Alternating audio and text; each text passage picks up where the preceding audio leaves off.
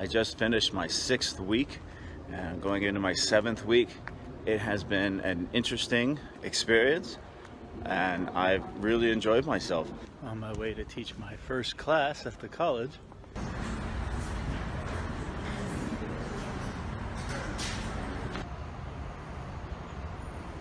As far as working at the college is concerned, I've had a blast so far. The people have been great. They've treated me with respect and kindness. So far, it has been a wonderful transition. I don't have classes today. Today's a giant opening ceremony of sports meet.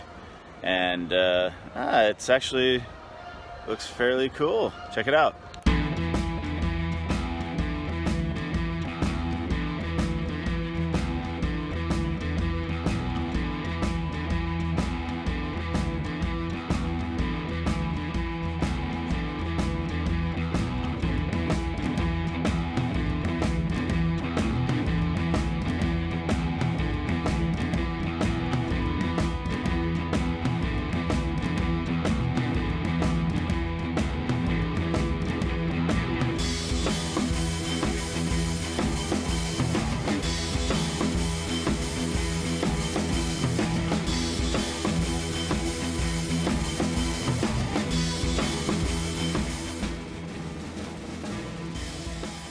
This is a giant gymnasium and it's set up for basketball today. They're playing badminton and there's a giant stage here for performances. It's an impressive building. It's probably the most modern building on the campus. I don't know if you can see it, but hidden behind the trees here are some old graves, some tombs. And when the college was built, the local village wouldn't let them move them, obviously, so they remain here. And there's no access to them. They're just kind of buried in the mountain behind all these trees. It's like a little hidden Easter egg here at the college. This building here, this is the... yeah, alright, so this is the administration building. Inside, I'll take you inside and take a look. But attached to it are some dorms and another lecture hall. One of my favorite things about this college is these little parks that are everywhere. Hey, you can go and sit and relax, read a book, have your lunch. They're heavily used by the students. It's very nice.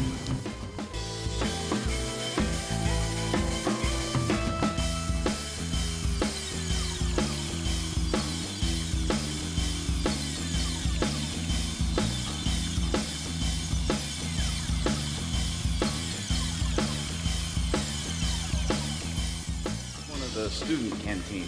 It's kind of an outdoor seating. They have indoor seating too, but you know, they come up here and they get their food. Not like the one that I went to in the administration building, which is all inside and a little bit nicer. I can't lie about that. There's even a little, market and bread shop here. My college is not a tier 1 college. It's more of a trade school. It's an engineering school. There's only one place in the whole campus to charge your e-bike, so at night this place is crazy. And I can never get my bike charged here. There's so many bikes charging, I can never get a full charge on my bike.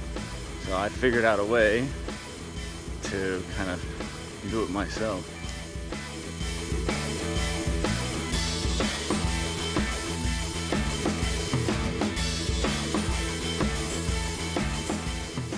There is an English section of the library on the 2nd floor where I can get some books, and that's fairly nice. I don't think it's used very often. As far as security goes, they do a really good job of stop people who don't belong, and they vet you pretty well, and they've gotten to know me, and it's great to just give them a little salute as you come in because they salute you right back. And of course they love stairs in China.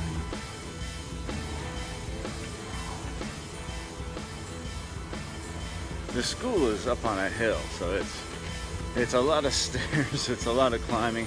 It'll keep you in shape. This building here, this is where the majority of my classes are held, but I also teach in this building here, occasionally. And the really, really cool part of it is that I live on campus, and my apartment is right over here. So I literally get up, make myself some breakfast, and then I go walk maybe 50 meters to my classroom It's the most convenient commute you'll ever have.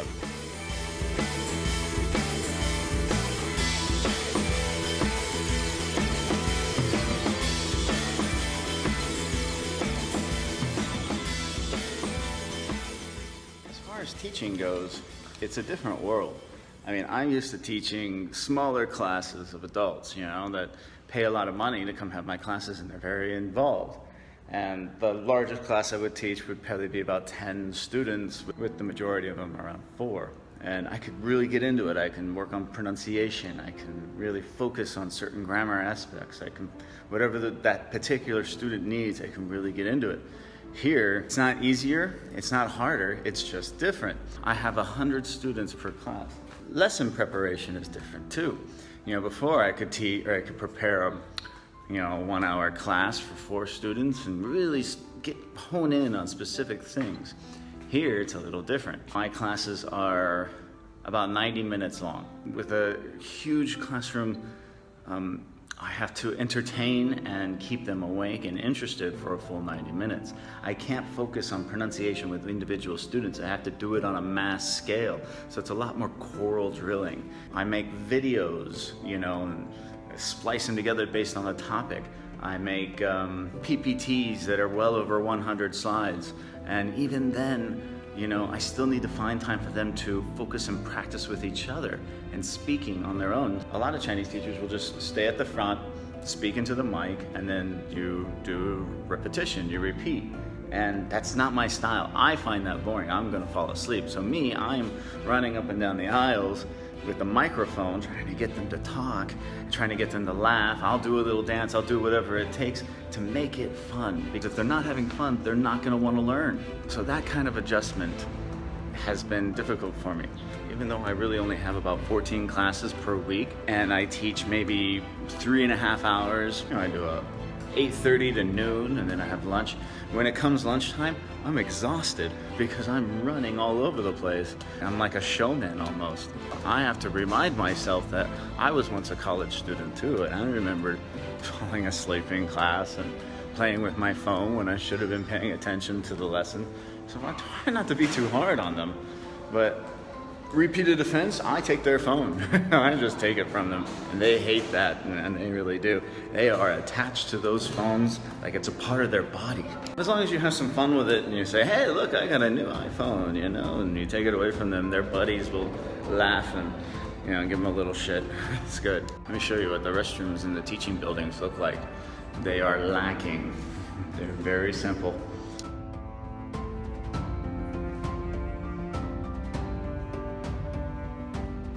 These were just cleaned, so they don't smell too bad today, but there's no soap, there's no paper towels, there's no toilet paper. You have to bring all that yourself.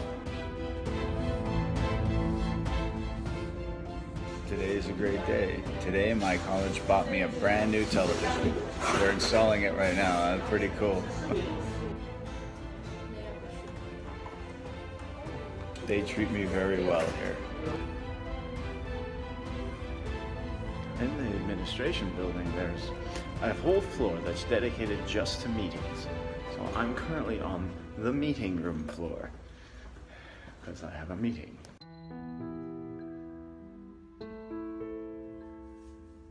This is a very cool multimedia room. It's got obviously very comfy seats for the audience, podium, a desk behind the podium, and then in here is a utility room. So you've got sound mixers and video equipment. It's very impressive. Of course, in all universities, no matter where you go, the administrative buildings are always nicer than the classrooms. That's just the way it is, right? So this is what a typical classroom lecture hall looks like at my college, and they're all different. There are 3 basic teaching buildings here, and all of the classrooms look like this. We got the chalkboard, one of these that like this, which is good. I kind of dig it, but I don't like the chalk. I mean, this chalk gets on all of your hands and your clothes. You get it in your lungs. This lecture hall will hold about 150 students. My smallest class is about 90 students. My largest one's about 120, I think. That's a lot of students.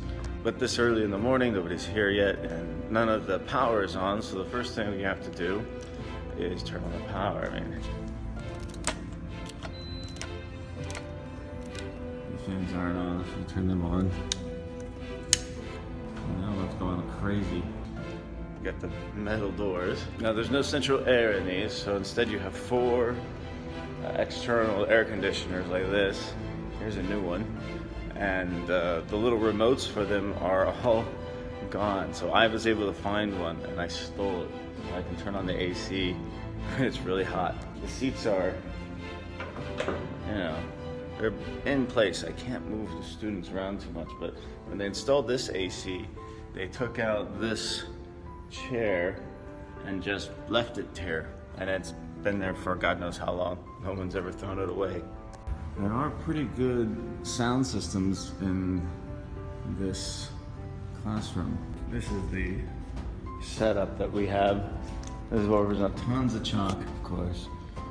2 microphones. This is the computer setup. You can see some of them are both English and Chinese, but this one's just in Chinese. You get the feeling of it. These ports I've never used. Instead, you know, it just goes straight to the desktop down here. And this classroom is a smaller classroom. It's not tiered, it's about half the size. Yeah, it's even got this little microphone here, which I never use because I'm always in the aisles. This is my chair. Actually, this is the wooden one. This one's not bad. There are worse chairs for the teachers.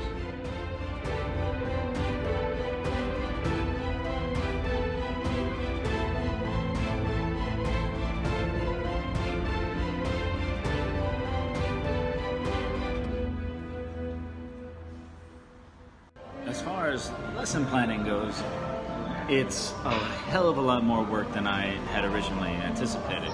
Many of the classes are mixed classes. Some students are good, some students don't know any English. So I have to come up with these ideas to engage all the students in all the classes. And of course, some classes as a whole are better than other classes as a whole are just terrible. That is the biggest challenge, is trying to come up with interactive content to engage all the students in a mixed class of such an enormous size. I've talked with many of my English teaching friends who teach at colleges, and very few of them have classes over 50 students, you know, mine are 100. So oftentimes when I get together with my English teaching friends for a beer or something, I'll hit them up. I say, hey, let's brainstorm some ideas. How can we do this? Every week it's a struggle to come up with something new and interesting. And I work my frickin' ass off. You know, the English department it's very well organized, but they really leave the foreign teacher to do their own thing. I mean, we're allowed to pick our own topics and teach in our own way, and it's almost to a fault. I mean, at a training center, you have a curriculum, and you're supposed to teach a certain, you know, grammar point, this vocabulary, and, you know, you have your own style of teaching, but there's a goal in mind with every class. Here, I design everything from scratch with almost no guidance, which is wonderful, but at the same time, it adds another layer of challenge to it. There are a lot of sleepless nights, coffee and working late into the evening. The good news is, though, in the future, if I decide to stay at this college, next year I'll have just a treasure trove of lesson plans that I can use and pick out of my hat, tweak them a little bit, make them more relevant, you know, make them a little more current. I know what works and what doesn't work, but the first year, man, it's work. And of course, one of the best things about this gig, I do get a lot of time off. I do what I really love to do, including travel. Many, many weeks coming up for Spring Festival, which I'm planning a trip now to Southeast Asia. And then I got summer, and I'm going to have a couple months off during the summertime. Now, I don't know where I'm going to go yet, but I'll be going many, many places, because that's why I started this channel. That's why I came to China, was to not just teach and develop my teaching career, but also to explore and learn new cultures and see the world. I've been doing this YouTube thing now for 2 years, and I recently passed 500 subscribers. So I hope to continue, and I'm trying to get to 1,000. That's my goal by the end of the year. But I just wanted to say thank you for watching, everyone out there, and commenting and being so wonderful and supportive to my family, my friends back home, and all of you that I've never met, but continue to watch and and support my channel. I want to leave you with something new, a little self-indulgent thing here. I have been playing with my new DJI gimbal, and after my last walkabout, the software put together a short little 30-second trailer of my walkabout in Zhangjiajie National Park. And it's beautiful, the music, it's got some sound effects, the transitions. It's ultimately what I'd love to see my videos become. But I never shared it with anybody. So even if you have seen my videos on Zhangjiajie, I just want to share with you the trailer that the DJI software did for me. And of course I'll put the links to those videos if you want to see the full videos, because there's 2 of my favorite ones I've ever done, down in the description. So enjoy. Thank you for watching.